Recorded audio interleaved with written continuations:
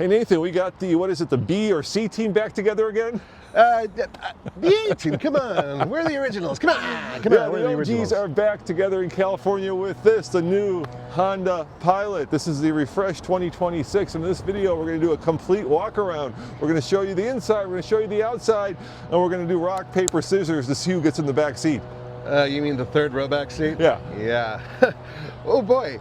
Hey, so a lot of new things, but really not a new car. No. I mean, basically the same platform, the same powertrain, a lot of the same stuff that you're used to from before, but there are some new colors and there are some design updates that you can clearly see from the front end of the vehicle right here. You know, it wasn't that long ago that the Defender came out and it was very boxy, and since then, everything has gone boxy. Yeah, you could definitely see that they've gone for like crisper lines. But the one thing about the Pilot that's always been the case is that they've always gone for like that two-box kind of sort of manly look.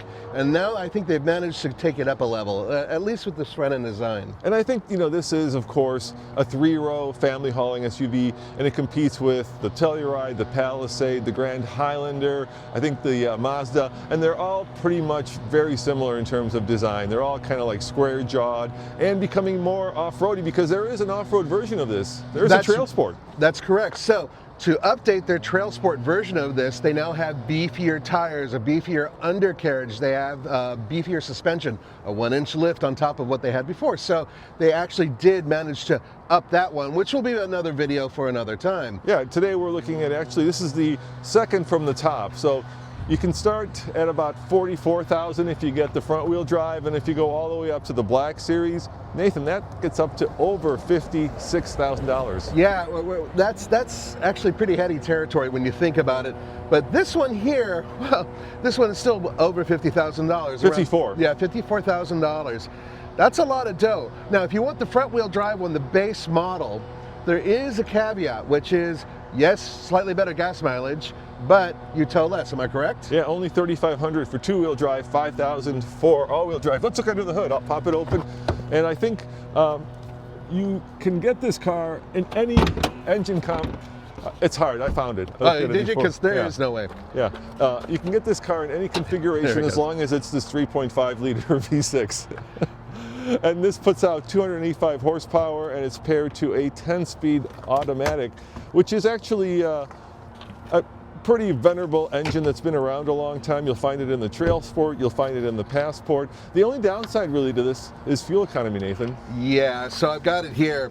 19 city, 25 highway, 21 MPG combined.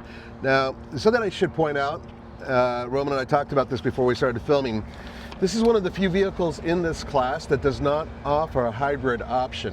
Almost everything else it competes against does. So that in itself, I don't know if that's a good strategy or not. You know, we'll see how it plays out for them. Everybody's going to four-cylinder turbos, right? So it's kind of nice to have a naturally aspirated six-cylinder, you know? Oh, and this thing has plenty of guts. We've had a lot of experience with this powertrain, and it works quite well. But of course, once again, economy, it does suffer a little bit. Like I said, venerable, huh? Yeah, exactly. exactly. All right, let's look at the back and see how much room there is. This, of course, does not compete with things like the Tahoe or the Suburban. Okay, I thought I hit that. Let me try the button. Show them the key fob too. Yeah, it's a typical Honda key fob. It's kind of sort of boring. There it goes. Open. Wahoo. It's a little bit on the slow side. Hey, before we show that, can I show something down here? Yeah, show 'em. These are actual functional openings for tailpipes. I know it sounds like, so? There's a lot of people who don't do that anymore.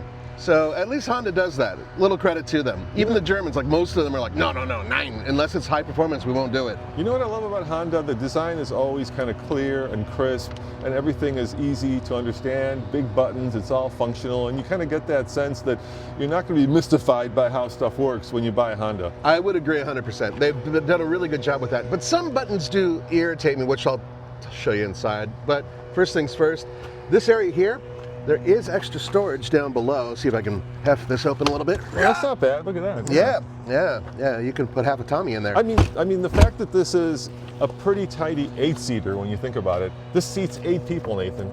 Yeah, that's very cool. And not all competitors do that. No. Some of them are only 7. Some are only 6. You can actually get captain's chairs too if you wanted to go a little bit less useful, utilitarian. So who's going to get in the backpack? Okay. Rock, paper, scissors? Okay. One, two, three. Oh, I guess I am. What, best out of three? 1, 2, 3. 1, 2, 3. Hey, okay. I'll do it. I'll go in there. I really didn't want to do it. You get the middle seat. I'll get the third row. Okay. Now this is cool. There's a little button you push right here, which makes getting in the back seat super easy. Look at that. It just does it all. And then, I'm relatively big boned. Nathan, I'm going with big boned. Let's see how much room there is. Like I said, this is a potentially 8-seater vehicle, but the problem with these rear rows is that they're usually good for like small kids. But you know what? It's not horrible. I mean, look at this. Actually, I've got plenty of headroom. Your headroom's really good. Yeah, my knees aren't in my face, which is it looks nice. like you got cup holders and you have USB outlets. One of the things you said rings true, right? So we don't have a hybrid, so we don't have a battery, so my feet aren't in my face. That's a really good point. Yeah. Because you would have to have room for the battery. And this is the all-wheel drive version, so it's not like the rear axle's taking up any extra space. Try the middle. Now you're sitting behind me and my seat is way back. Dude, why do you lay back like that? It's just insane. From Andre. I know. Well, Andre, we used to have a certain...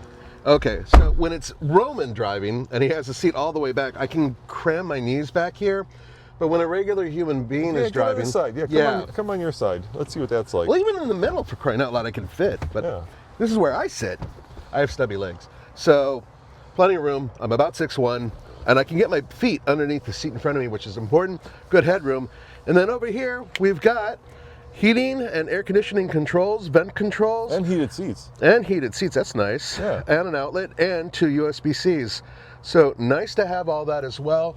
And, nice sized panoramic roof. Yeah, and I've got a USB-C back here. Actually, I've got 2, and I've got 4 cup holders as well. Nathan, this is one of the few cars, here, I'll take this, I can show them. This is one of the few cars where I could actually spend some time back here. So USB-C, 1, 2 cup holders, individual vents, cute little windows. Yeah, it's not bad. A lot of these third rows are penalty boxes, and back here I could actually see like going more than just to lunch back here. Yeah, the crossover segment really does have an issue with some of these things in terms of space. It's a question of getting in and getting out, extracting yourself.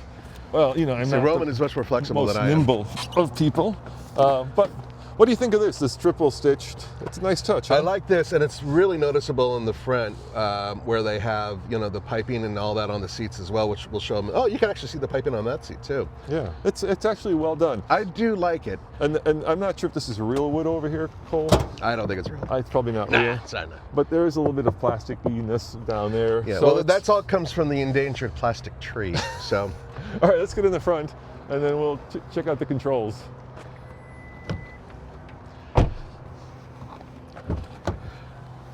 So if there's one place that I have a little bit of an issue, Roman, it's right here. This, push-button transmission. I don't like push-button transmissions. I'm a coffee drinker, as you've known for years and years, and I spill everywhere because I'm a slob. And I guarantee you I'd get it all over here. I don't really, yeah, it frees up a little bit of space, but I just would rather have a gear lever. Yeah, and it's also very confusing, especially if you're trying to like back in and The out of three-point turn. Yeah. Then hit that. So new for 2026, 12.3-inch screen. Right. Much bigger.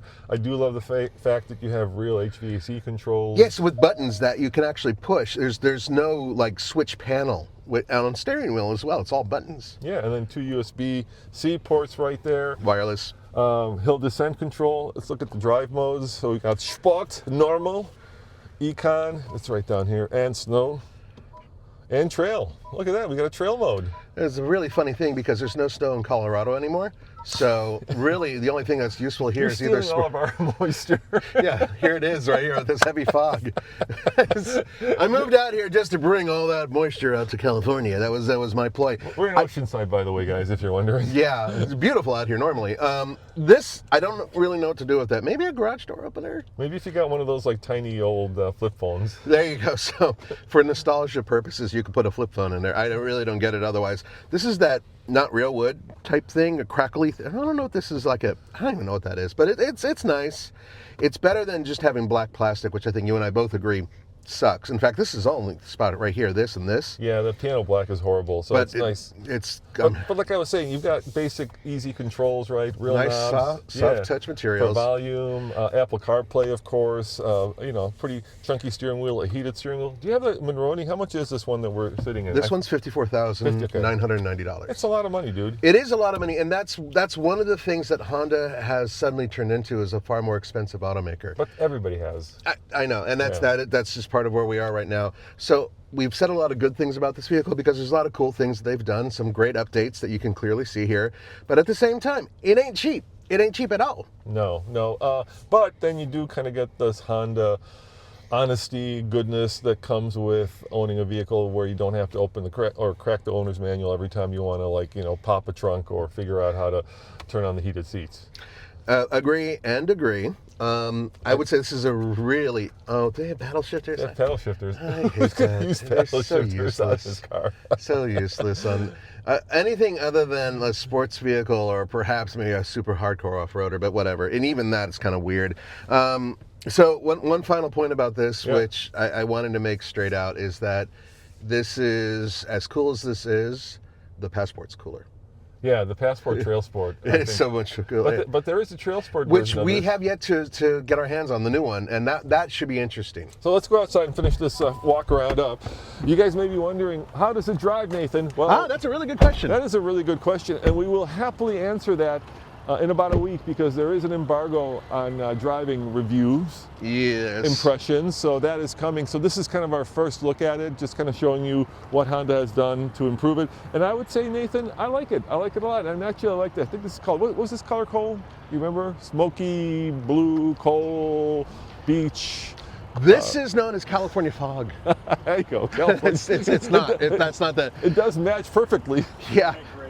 Sonic Gray Pearl. Sonic Gray Pearl. I was going to say that. He should be doing this review. I know. Thank you, Cole, for shooting and putting up with us. But yeah, bottom line is that you guys will see the review in about a week from the time that you see this, and we'll get this on the road. It should be an interesting review, especially with this weather. Yeah, I think it's the 29th of January. We'll have a full both on-road and off-road driving impressions review. And Nathan, it's good to have the A-Team back together.